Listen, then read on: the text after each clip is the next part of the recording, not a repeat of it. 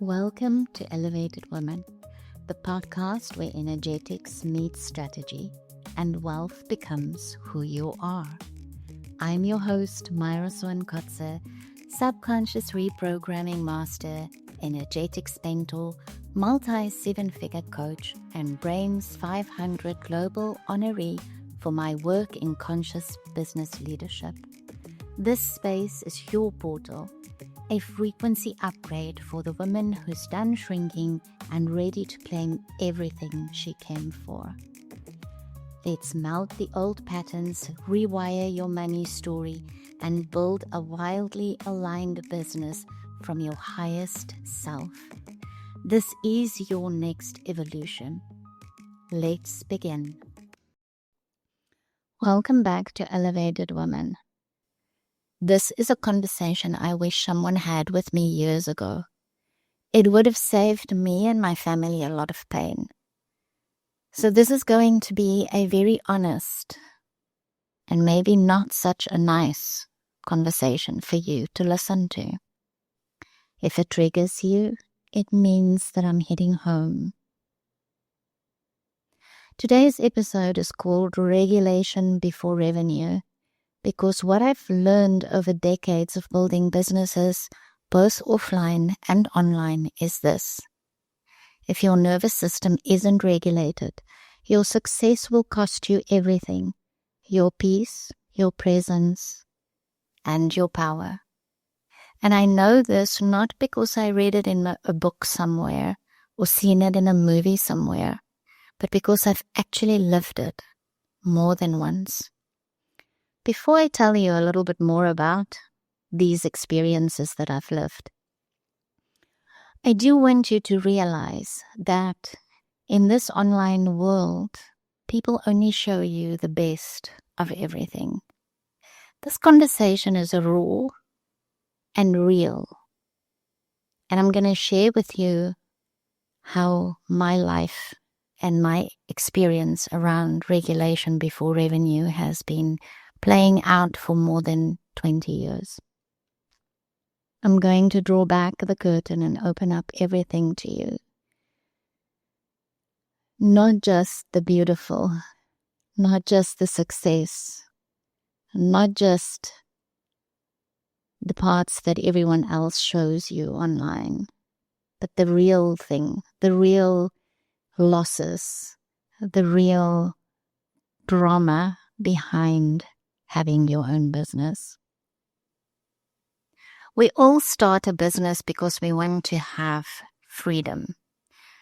We all start our businesses because we want freedom. We see a full-time job from 9 to 5 as slavery. But then we come into the online world and we work, or even in your offline business, doesn't matter which kind of business you have, I've had both. So then you come into your business and you work way more than 9 to 5. Way more. It's not a pretty thing at all, I promise you. I want more time. I want more financial freedom. I want to have a good life with my family. These are always the resolutions we have when we come online or start our own business, even offline. But before you know it, if you are not smart about it and not careful about it, it will swallow you whole. So let's talk about my chapters. The first one is one that you might not know about because I haven't spoken about it a lot. It's my offline era. Years ago, my husband and I were building what would eventually become a group of 5 companies. I was the managing director, running operations, managing teams, holding space for clients, holding just so much. One of those businesses was a beautiful health and beauty spa that I poured my heart and soul into, but behind the scenes, I was burning out. We were working 18-hour days. Yes, 18. You can just imagine what havoc that played in our family and our relationships. Even though we have promised each other that we would never do that. We fell into the trap. Before we knew it, everything became about the businesses. Our lives were consumed by it. The clients, the team, the growth, the revenue. We gave everything to it and gave nothing to ourselves. And while the businesses looked wildly successful from the outside, my relationships were quietly unraveling. My relationship with my daughter became a complete mess. As a teenager, she felt withdrawn, unloved, not seen. She felt like she was bringing herself up. Her and the lady that was looking after our house and her. I lost my relationship with my daughter. I wasn't present. She became resentful. I became angry because I felt and believed I did the best I could. But was I really? Could I have done better? Hell yes, I could have. My marriage is the next relationship that suffered. My husband and I saw each other very little. Yes, we worked together in the same business, but working and living together and having a marriage is three completely different things. So even though we were working together, our relationship, our intimacy, what we wanted from each other when we got married completely disappeared. The relationship with my mom was the next one. I used to go and visit my mom at least every second weekend. She stayed in a small little town called Paris. You would know it in English as Paris, but it's in South Africa, named after Paris in France. And it was around a 45-minute to an hour drive there and back. And I loved going to visit my mom. My mom was always my biggest supporter, and she cheered me on in everything that I did. But I even started losing that. I visited her less and less as the years went by and the business started consuming me more and more. But the most important one that I lost was that connection to me. I didn't check in with myself anymore. I didn't check in to feel if I felt safe. I didn't take care of myself. I worked and slept. I became like a zombie. Many mornings I would get to the office. My staff knew Myra might be there in physical form, but don't wake me up because I can really get nasty when you wake me up too early in the morning.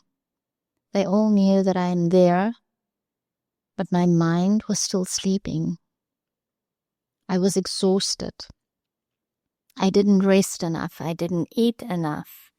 Many days, the lady that made sure that we had the most amazing snacks and food for clients in the spa would run behind me, saying to me, Myra, you've got to eat. Come, take 5 minutes, eat something. So when she forces me to eat was when I would take a break and sit down and eat. I lost so much weight. I look back at some of the photos of me during those years. I was so skinny, too skinny. I was working too hard and not caring for myself. But, like I said, the most important thing was I lost my connection to myself. My energy was dipping, and I'm not talking about my body energy. I'm talking about my connection with God, with the universe, with myself, with my soul. It was almost non-existent. I was just in work mode, working all hours of the day. Even when we went on holiday, we would take our computers with us, or our laptops with us, and we would still be working. The phone didn't stop ringing because we were on holiday. The crises carried on, and we still need to manage the chaos. We weren't really living. We were surviving. Sumi still reminds me now and again, we didn't live in the beautiful house that we owned. We visited like a hotel. She lived there. Her and Portia, the lady that looked after the house, and Sumi. Eventually, we made the decision to walk away. We sold everything. We packed it all up and moved to Thailand. 2 suitcases and a laptop bag, each of us. That was our sum total of our belongings when we left South Africa to move to Thailand permanently. We ended up staying 10 years. That move saved us. Although I ended up seeing my mom less, I used to speak to her on the phone far more frequently. I missed her terribly. I still miss her terribly, but now she's in heaven. She turned 100 last year, or should have turned 100 last year, and we celebrated it beautifully. And I know she understood, but still I feel like a piece of me is missing. My relationship with Sumi completely turned around. She became this protective young lady that had to look out for mommy all the time. She was like that from very little. But our relationship became deeper. We formed a friendship again. And she became the most important friend I ever had in life. And still is. We really have an amazing relationship today. She's 30 now. And we fondly refer to our relationship that we have that kind of a relationship where we can share everything with each other. We don't hold back. Sometimes we have to be honest with each other to bring ourselves back to remembering the monsters we created before, that it doesn't happen again. They're not always easy conversations, but they help. They help keep me regulated. And it's created a very strong bond between us. My husband and I grew back together. We had time for each other, time for life. Long walks on the beach, eating out at the beach restaurants and small little Thai cafes, while building our life back together. See, we didn't start our businesses straight away, our online businesses straight away when we left, went to Thailand. So we had some time to heal as a family, and it was really important that we took that time. I want to share this with you because it's real life pain and real life experience. Don't fall into this trap.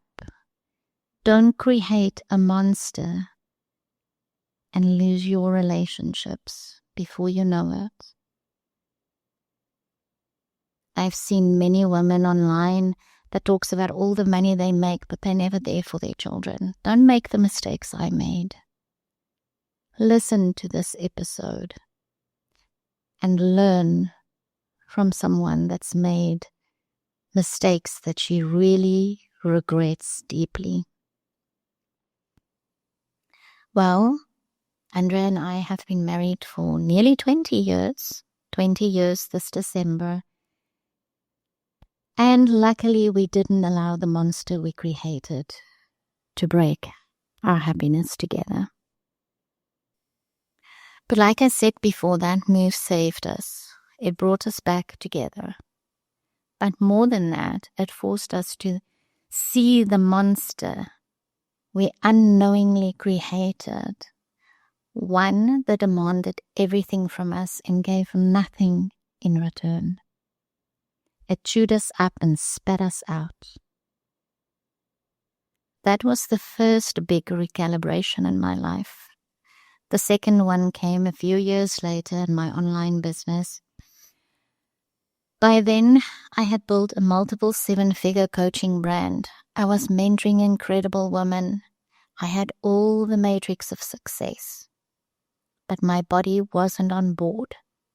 Even as the numbers soared, I felt deeply disconnected from my truth. I was just performing, and I was definitely overgiving again. And somewhere along the way, I started shrinking again. And so I stopped. I took a few steps back, and I burned it all down. Not because it wasn't working, but because it just no longer felt good in my body anymore. And that's something most people won't understand unless they've lived it.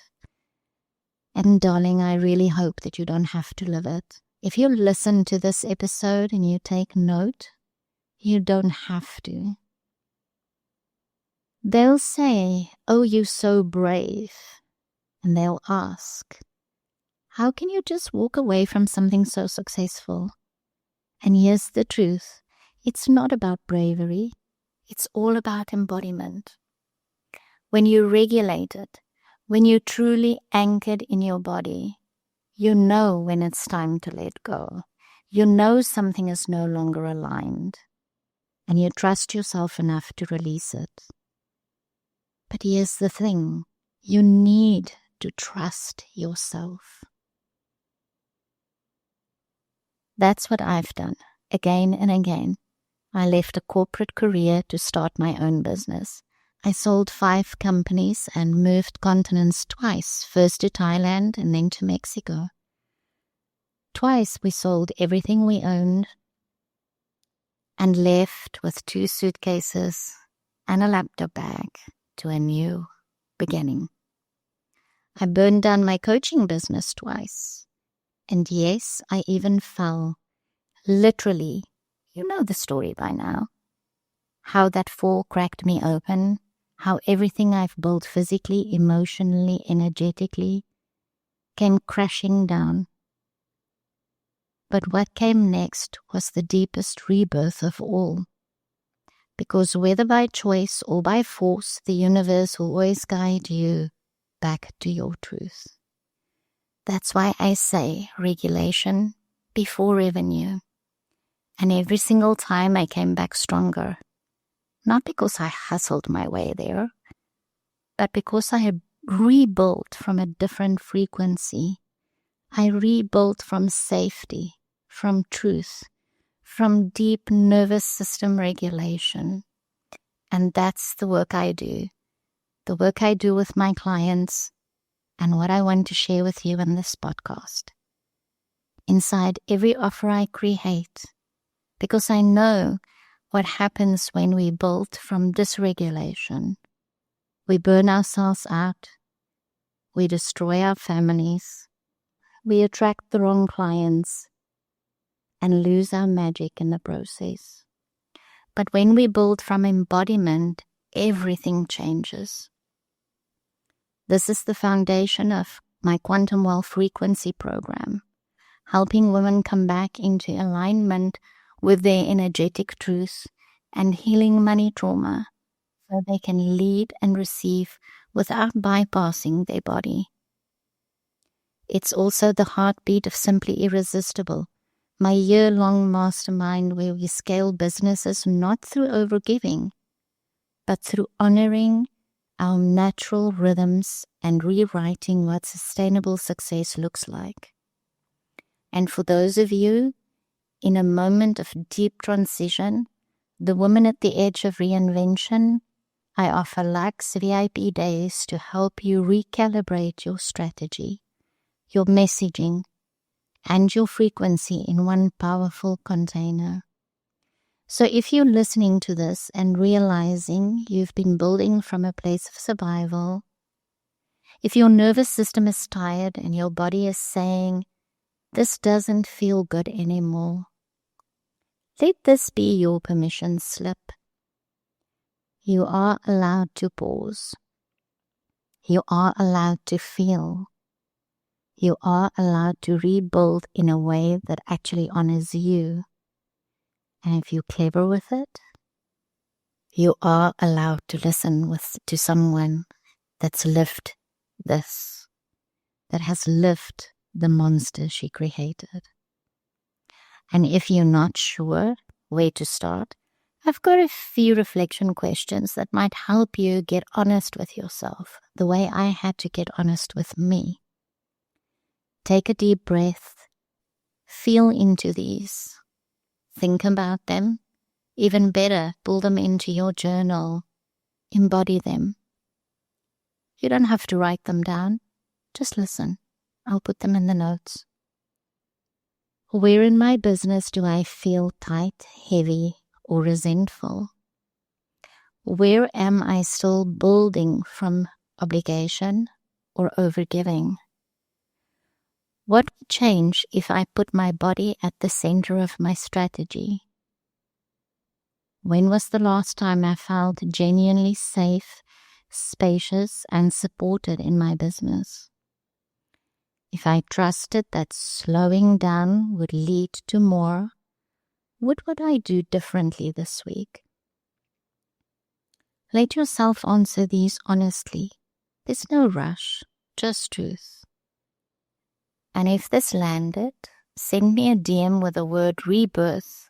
I'd love to hold space for what's rising in you. You're not too much. You're not behind. You're not broken. You're becoming. And that is everything.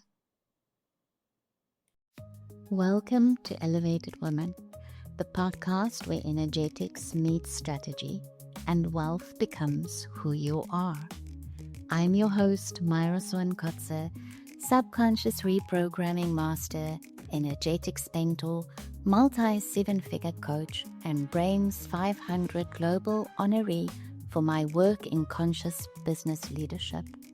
This space is your portal, a frequency upgrade for the woman who's done shrinking and ready to claim everything she came for. Let's melt the old patterns, rewire your money story, and build a wildly aligned business from your highest self. This is your next evolution. Let's begin.